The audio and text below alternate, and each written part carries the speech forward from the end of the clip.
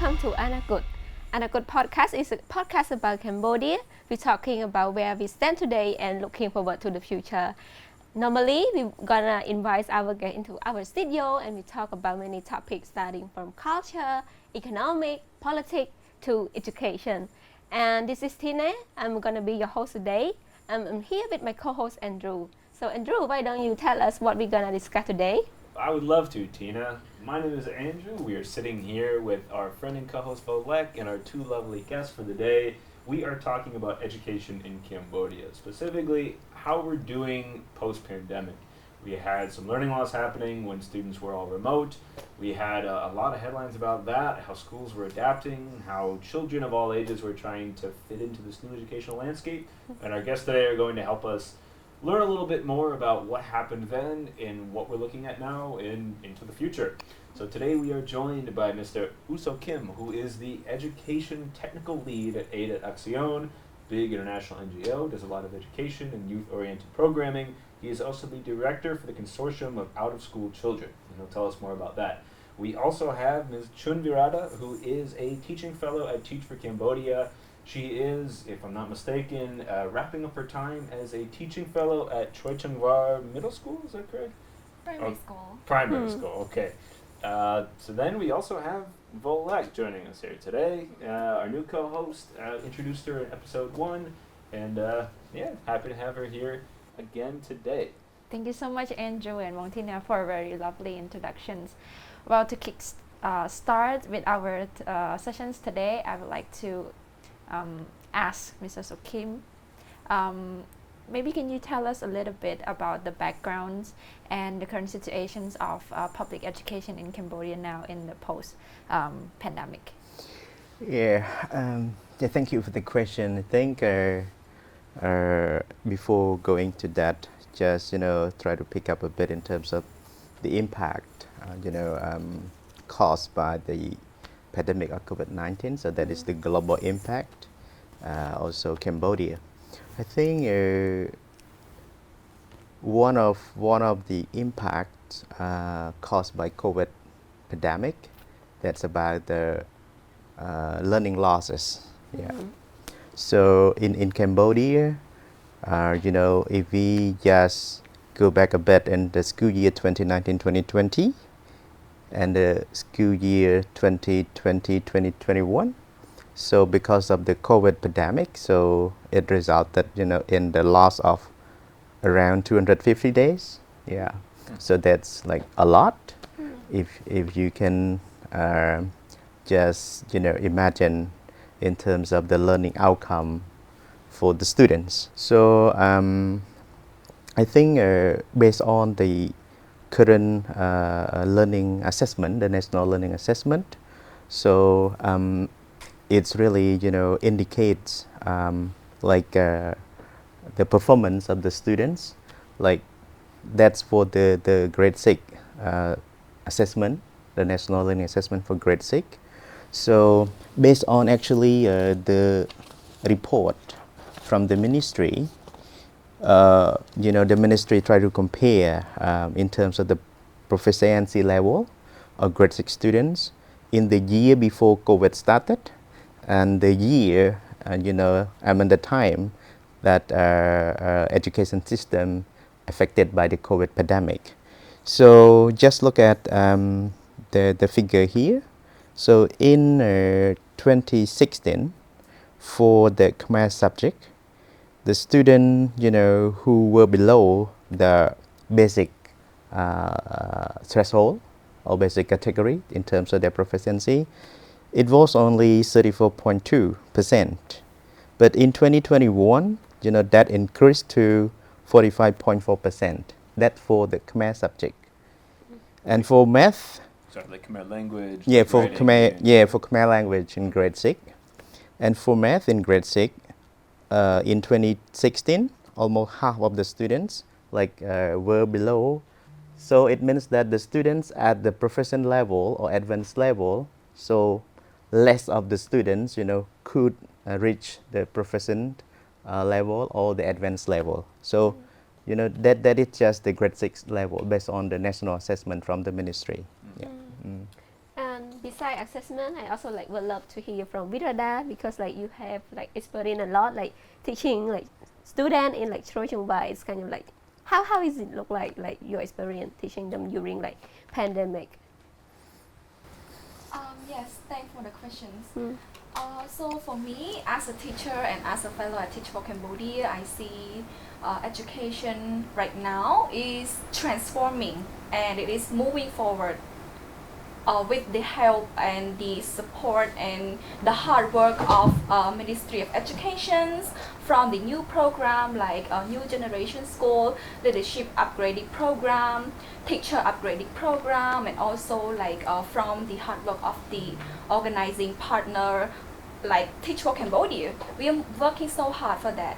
But even though we trying so hard, but the situation in COVID-19 is like tracked down a bit, but it doesn't stop us. And for that I also see some points that we need to be improved. For example, the teacher professional development and the quality of educations and also the teachings method. So all of these need to be addressed and improved more. Yeah, makes sense. Something that you were saying, Sokhim, that stood out to me a bit, and correct me if I'm wrong, but it sounded like in 2016, according to the assessment of the 6-year students, 50% were below proficiency for math at that point? Is that correct? It's like almost half of the students were below the the basic threshold level. Yeah. How is the threshold set? So actually, there's like the test items and following the curriculums in that grade level from the textbook. Yeah. So the threshold level is like at least the student could answer 50% of the test items following the curriculum, or the textbook at that grade level. Okay. Yeah. Just 50%. Obviously, the pandemic was a big hit, but it sounds like 50% was already fairly low going into it, right? Yeah, but because of the COVID, so it increased up to nearly 75%. Yeah, the students' performance were below that basic threshold level. Yeah, so it went high. Yeah, so that's also like true for the math subject. So it increased from 34.2% up to 45.4%. So so it means the basic threshold increased. So then the proficiency level at the proficient level or advanced level comes down. So like both go like opposite direction. So with the higher percentage of the thresholds, do you see any efforts or initiatives set by the government to solve this? Yeah, actually, I think it's not only the Cambodian government, but also other governments in the region or around the world, try to work hard, to recover the learning losses. So for Cambodia, I think the Ministry of Education has done or has worked very hard, to recover the learning losses, and also the development partners, donors, community. So putting joint efforts to address the learning losses. So I'd just like to pick up on a few examples from Aide Action. So in order to recover or to support the recovery of learning losses, so Aide Action through the Consortium for Our School Children, the consortium has provided targeted interventions in order to support the target schools where we are operating the project. So one, the teacher training, because when we talk about the quality of learning, that is the quality of teacher. We cannot, improve the quality of learning without improving the quality of teachers. So the project supported the capacity building for the teachers on teaching methodology, including, the child-centered methodologies. We call the project-based learning approach, cooperative learning approach, inquiry based, and also the data tracking system, so that teachers and schools, are able to track students who are at risk, and also, can support the students in the classroom through the instructional supports. And on top of that, the consortium also, provided a WASH, water sanitation and hygiene, so WASH components.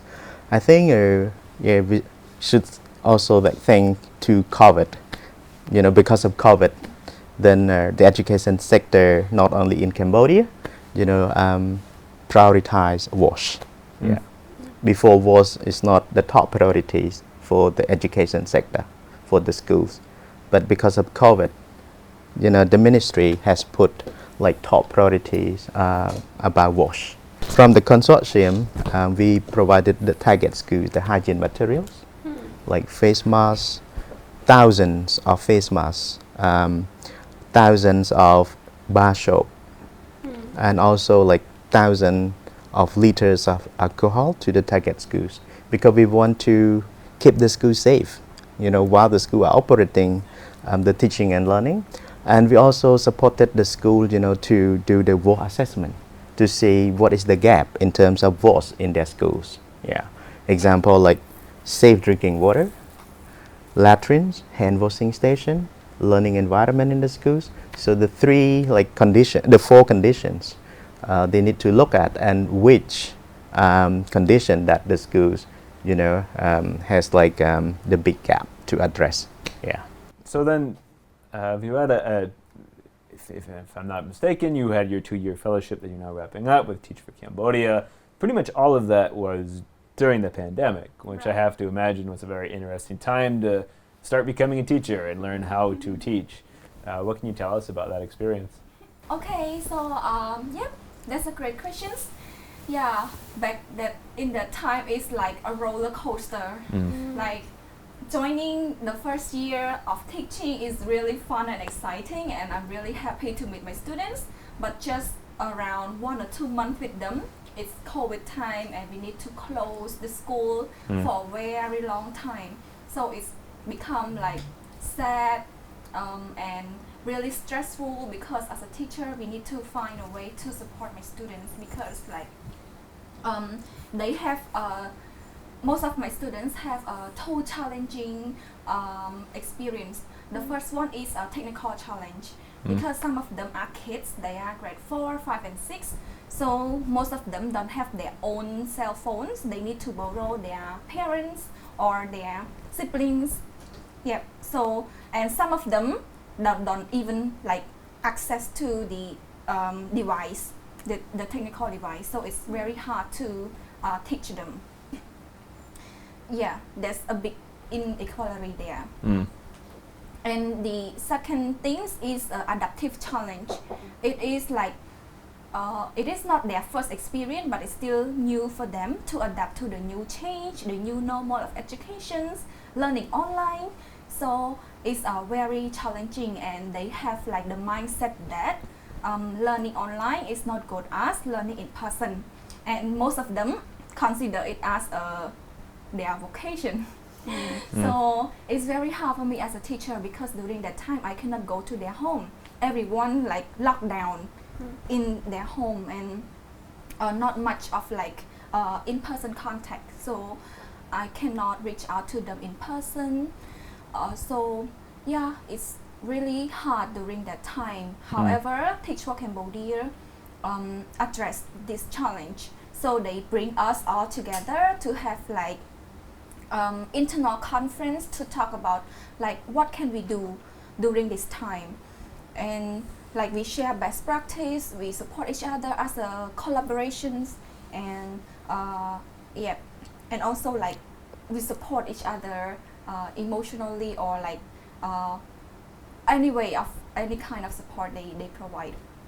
And also like when the COVID-19 finishing up, we also have another meeting to discuss about recovery educations. Like a lot of learning have lost during the COVID-19, so what can we do, what can teachers do to help students recover the learning loss, and how to accelerate learning when they coming back to school, and how to make them feel at school again, because they have been away from school for a very long time. So coming back to school, meet their friends, everything a bit new.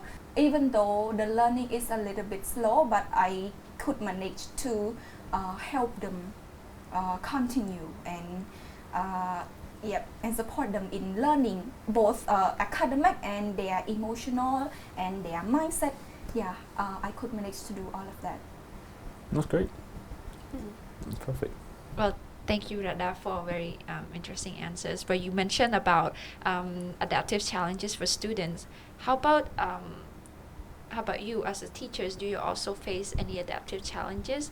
And if so, how do you yourself address it? And I'm also interested in the teaching methods.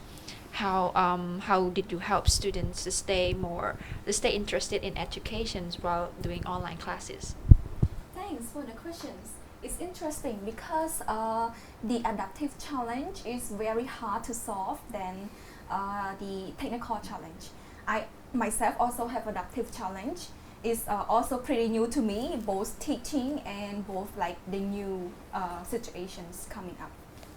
So I at that time is a little bit stressed, and I kinda don't believe in myself that I can do it, because very few students attend the online class. Very few students like can access to, like, I use Zoom meeting. So very few of them, like 4 or 5. So it's very discouraging me. But I could manage to to reach out to my fellows, reach out to Teach for Cambodia for the support. So during that time, I personally have a growth mindset. Growth mindset is the most important mindset that all the fellows at Teach for Cambodia has. So growth mindset help us get through this. We believe that, okay, we can do it, even though it is challenging, but if we try a little bit harder, we can get through this. And for the question about the teaching method, it's online, so it's a little bit different from in person. Most of the time I use like Kahoot quizzes for my students' assessment. And also I use Google Form, sometimes Google Meet or Zoom meeting for teaching, and I use slide. And also I don't usually teach a lot. I let my students like describe what they have learned. So most of the time also I send them some videos. Not necessarily I teach, but I send the others videos that better. They describe this lesson better than me. Most of it is digitalized, and also a little bit of 21st century teaching style. Yes. That's cool. I think Okay. like when we talk about like digitalization, I think it's kind of like makes it's combination, right? Because like in Cambodia, I would say that in some province, like children they still cannot access to like digital world, right? Because like the connection. So like how do you think that kind of like support, or how like do you think that children can like really recover like from that? Yeah, I think that's a good point. I think from Teach Cambodia, like that's more to do with like digital platform. Of course, things right now the ministry are prioritizing like digitization of the like teaching curriculum or the other additional resources for the teaching and learning. Regarding your question, so how are the students like living in the rural, remote communities or schools, they can also have opportunity to recover their learning losses? So again, the Ministry of Education, together with the development partners, donors, so develop it's called a learning package. It's called remedial learning package from grade 2 to grade 6, and the focus of this remedial learning package is to support the learning loss. Yeah. So this remedial learning package has been introduced across the country, and the support for the implementation of the remedial learning package, it's not only like from the government side, but the NGO side can also like support the implementation of the remedial learning package in their target district, in their target schools. So example from Aide through the Consortium for Our School Children, we supported, to provide the orientation training to the teachers, make sure that teacher can understand the remedial learning package very well. They can apply, the package very well in their schools. So the students in their schools, of course, when they, come to the school, the teachers will, conduct what we call the diagnostic assessment. So diagnostic assessment, it means assessment that the teacher can identify like the area the student need to improve for both Khmer subjects, Khmer language subjects, and math subjects. So based on the diagnostic assessment result, the teacher can then provide the remedial class, based on the needs or the result of the assessment. On top of, supporting the implementation of the remedial learning package, the consortium or the project also provided like in-kind study support, like their material, example, notebook, pen, pencil, school uniform, school bag, and also like the transport. Example, they don't have like bicycle to travel from home to school, so the consortium also supported, the bicycle so that they can, use the bicycle as means of their transport to come to school. I mean, that's great, and it sounds like things like, lending a bicycle for those who can't get to school otherwise is a bit more holistic than just going to the material. I guess for me, as I listened to some of this, especially the numbers you shared earlier, which were very interesting, it seems like the gap that students will have to overcome is kind of profound. I mean, if 70% plus are not proficient at math, and the 250 days of lost time is, given what we're seeing now in terms of programs to lift students up and to give teachers more support as well, I guess how suited do you think we are right now to getting back that lost time for kids in school? Yeah, I think, just imagine like 250 days lost, from over the past 2 academic years. And that's not just, like a quick thing that we can fix. So it takes time, it takes like concerted efforts among school, community, parents, and the ministry, like to come together to, like address this gradually. Of course, we cannot like get it fixed, overnight. So it takes time. So I think another interventions like the ministry prioritize, and also, getting the support from the implementing partners or development partners, that's the home learning package. So during the COVID time, the ministry also put lots of efforts with support from donors and development partners to develop the home learning package for early grade students. So like grade 1, grade 2, grade 3 in Khmer subjects, in math subject, because this is like a really important stage for the children to develop their learning. So the ministry developed that home learning package and provided to every student across the country, from grade 1 to grade 3, so that they can have that home learning package to access or to continue with their learning at home. And they also developed the guidelines for parents, how parents can, play their roles in using that home learning package with their children at home. So this is like another dimension that the ministry, has come up with to support the learning losses.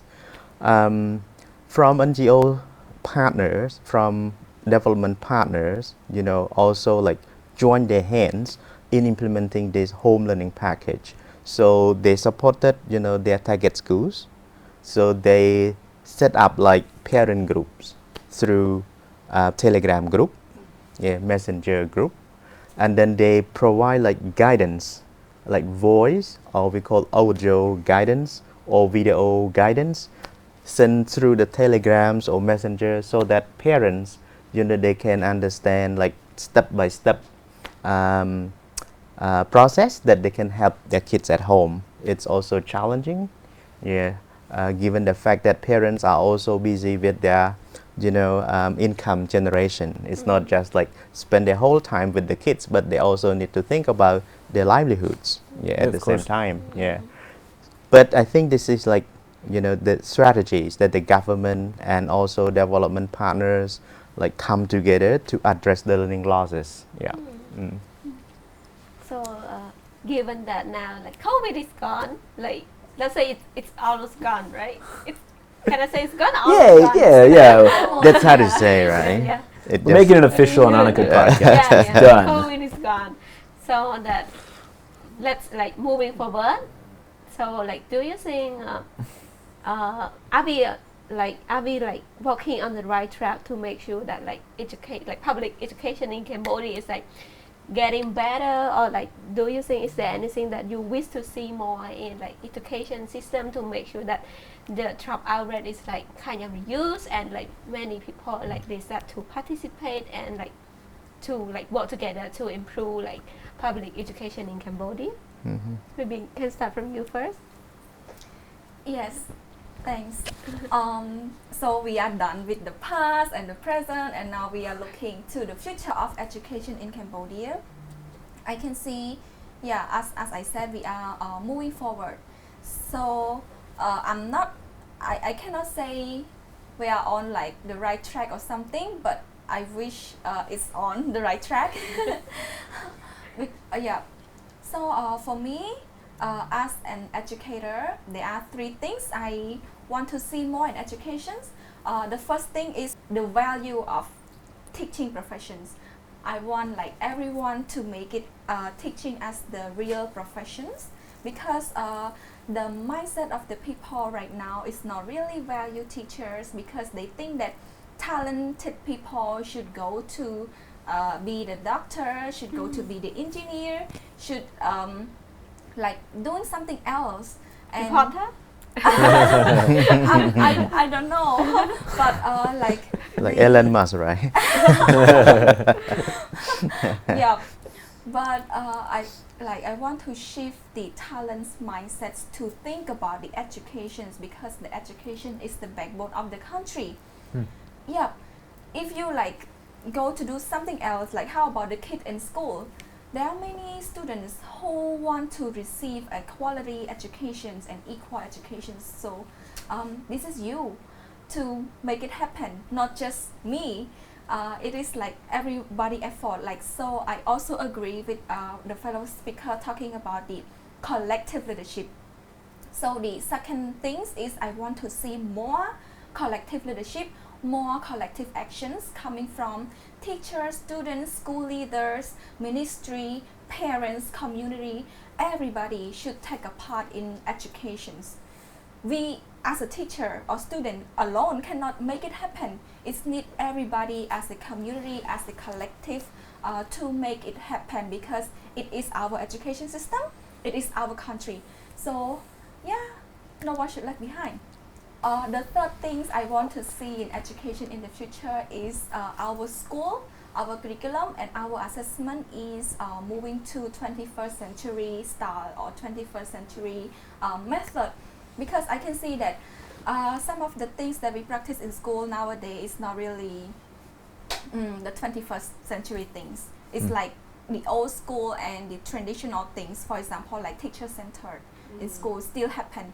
So I want to see more like student-centered or teaching students the critical thinking skill. Education is not like the bank, like where teachers deposit the knowledge and students like withdraw the knowledge.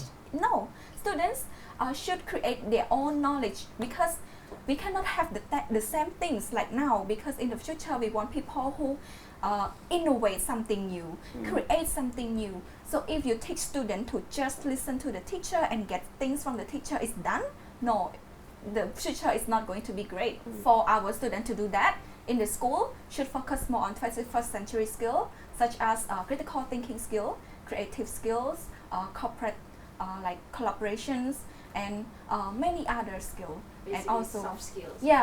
Soft skills and technology skills. Technology literacy is something. Yes, as an educator, I just want to see all of that. So if our education is going to be great like this, our country, gonna be better. Is there anything you would like to add? Yeah, I think that's great. Listening to our speaker here. So I think if we're looking at the policy direction from the government, so by 2050, so Cambodia will become like what we call the high middle income countries. So like advanced or developed country. So I agree, like we need to develop the human resources. Human capital is very important, to make that possible. If, like Cambodia cannot have that great human capital, so that's going to be hard, to like make that goal or that, direction or policy become true. I think another question that we also need to investigate. So that is like whether the school become resilient.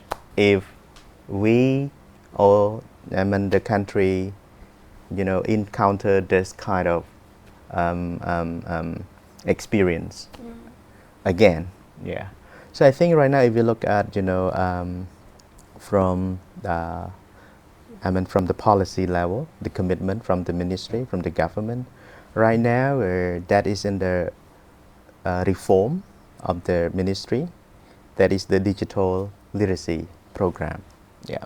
So the government, I think not only the Ministry of Education, but the Ministry of Economy and Finance also, develop like the roadmap for the digital society development.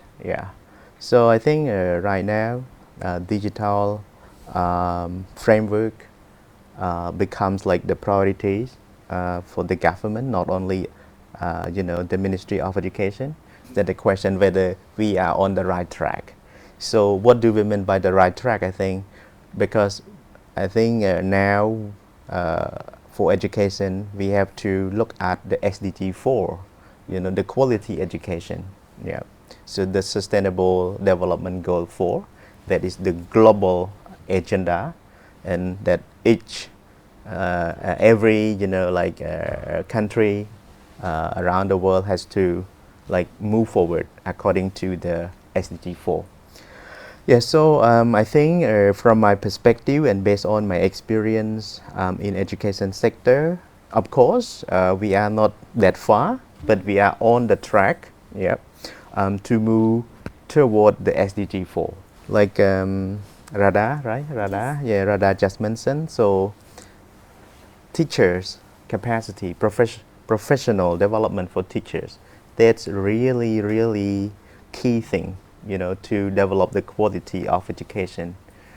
I think the Ministry of Education and also our NGOs working in education see that clearly the quality of teacher is the quality of education. So that's why I think from the NGO side also advocate the ministry, the government to invest more in teachers' capacity or professional development. Because if we want to develop the country, we have to develop human capital, and the human capital development is the result from the quality of teacher. So I think right now the ministry also working a lot to develop like the teacher action policy, the career pathway for the teachers, so that the teacher can develop, it's called like CPD, continuous professional development for the teachers. So the teacher, they can have opportunity to get continuous training. I guess something that I've been wondering about, I feel like we hear about the importance of soft skills pretty much all the time when these topics of Cambodian education come up. But I'm curious as to what extent teachers are encouraged to be working in this direction, to what extent they're being pushed in that. I don't know, kind of fostering more flexible minds for the future, and maybe for both of you. But I'm curious from your experience, hands-on, when you're in schools and you're getting your own direction from whoever's running the school. How much is that being talked about? Like the need to be creative and be flexible. Yes, thanks for the questions. Since I know the importance of the soft skill, I also include it in my teaching. So the first things I help my student develop is the cooperative learning. So I have learning buddy. They have their own learning buddy. So they help each other, and also sometimes they working in group. So it's encourage teamwork.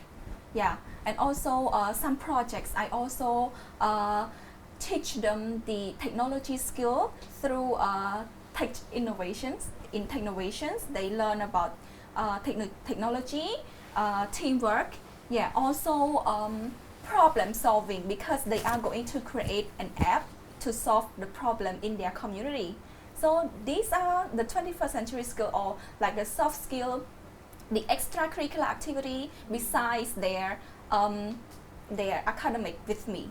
So yes, this is a great opportunity, and for other students I try to include critical thinking skills.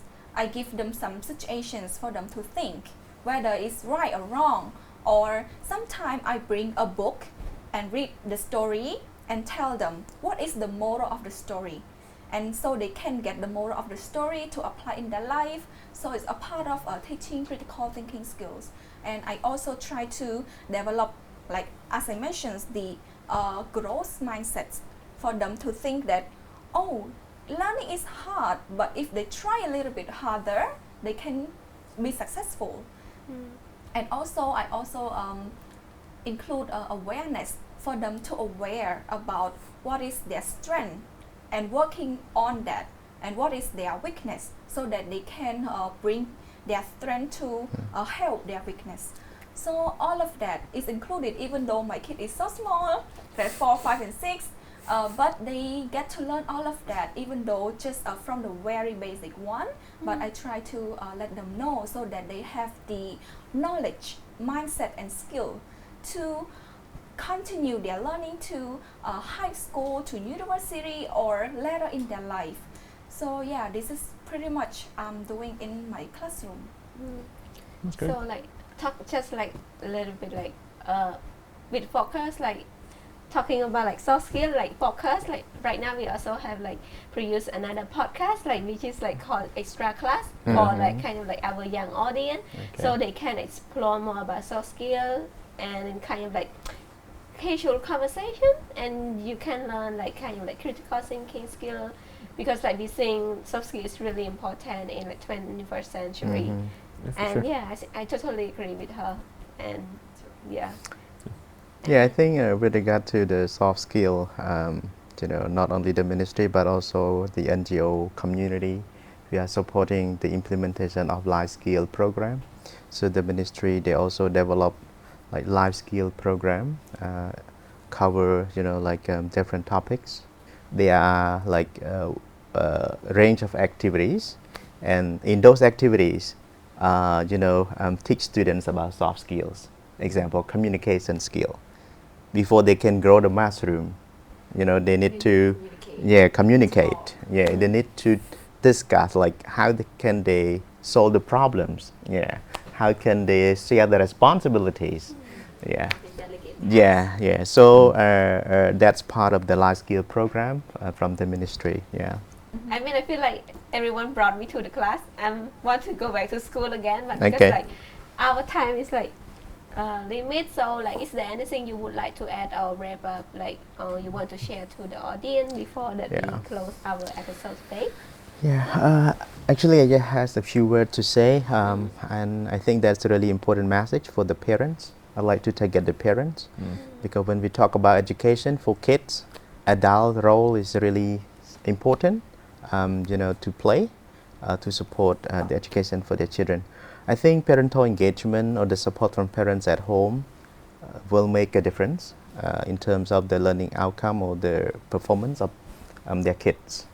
The research or the studies, in certain countries also prove that parental engagement, one can motivate their kids, to study more. Second, that can, make them feel motivated, especially like the ownership, for their study. And third, that can develop like the discipline for their learning, because the parental support at home, parents may not, expect that, but to some extent, like that's kind of subtle thing, develop the discipline for the kids to learn. And another, point, like also the positive effect from parental engagement, that is the behavior of the children. So when they go to school, they support other children at school, because they learn, from the support from their parents, and they return, that kind of favor, with their peers at school. Yeah. So to me, I really encourage parents, to really support or engage, with their children at home. Yeah. Because that's not only for their academic performance, but that also the soft skills. Mental support Yeah, as mental well. support. Yeah. Okay. Okay, so I have 3 important messages. First one is directly to talented people. We need you in education. For my principles, in my lifetime at least, I sacrifice or contribute to educations for 2 years at least. And maybe fellowship program at Teach for Cambodia is for you. Yeah, at Teach for Cambodia, we grow not only teaching skill, or not only helping education system, but also we help grow our learning, our leadership. That's why we not call it a 2 years teaching program, but we call it 2 years leadership program. Yeah. So for all to talented people, please consider about educations, and we need you in educations. And second things, I can agree more from the fellow speakers to this message directly to parents. Yeah, please contribute to your children's educations, because they need you, even though you cannot help them with the academic, but you help them support they need emotional support maybe at home, so that they can try their best in educations. And also I also want to clarify about the early childhood educations, because as I studied, the first 1,000 days of the children's from year 1 years old to 3 years old, it is a very critical year. So as a parents, it is important to look after them during their first year to the third year, they 1 years old to 3 years old. Don't let them look at the most technology device too much. It might affect their brain development.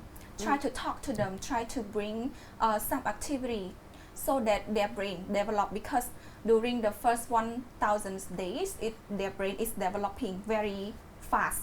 So if you let them just look at the screen all the time, so their brain will just focus on this device, no other the world around them. And to the third one, not really a message, but thank you for all the stakeholders who involved in education, from teachers, from school leaders, from Ministry of Education, from NGOs, from anybody who involved in education and contribute to education. So I thank you for that. And the future of our students is with all of us. So involve all of us in education. Well, thanks so much to both of you for joining us. Very interesting session. I think we all learned a lot about education, past, present, and future. And this was another excellent episode of the Anakut podcast. Join us for more. We'll have lots of other topics coming at you. And I want to thank our guests again and co-hosts. Thanks for having me. Okay. Thank you. Thank You're you. welcome. Thank you. Yeah. Sounds great. Okay. Bye. Bye.